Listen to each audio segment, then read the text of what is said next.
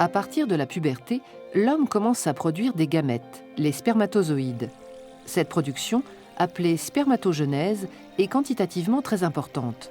Plusieurs centaines de millions de spermatozoïdes sont fabriqués chaque jour.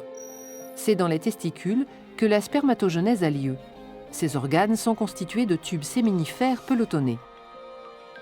La spermatogenèse commence par la division de cellules souches appelées spermatogonies.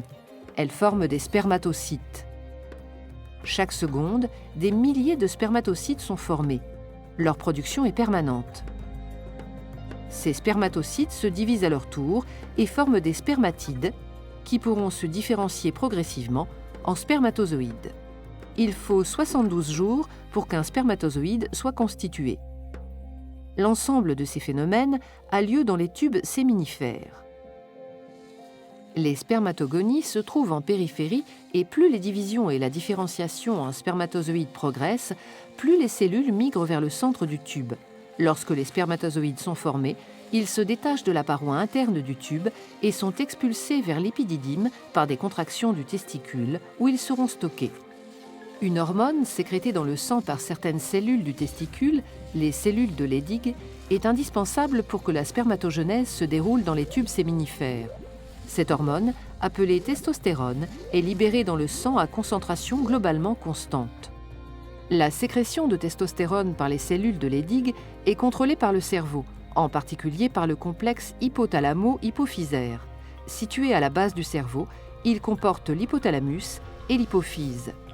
L'hypothalamus sécrète une hormone, la GnRH, qui stimule directement l'hypophyse.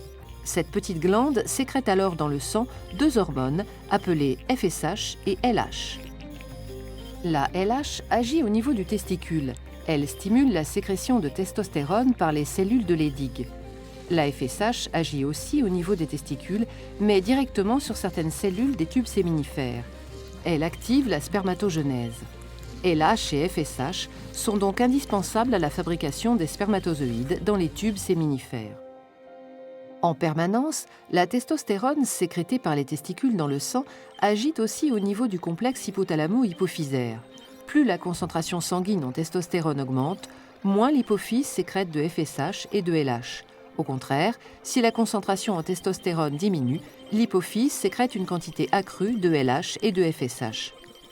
Ce phénomène est qualifié de rétrocontrôle négatif exercé par le testicule sur le complexe hypothalamo-hypophysaire. Il permet une régulation permanente de la concentration des hormones dans le sang, établie grâce à un dialogue constant entre le cerveau et le testicule.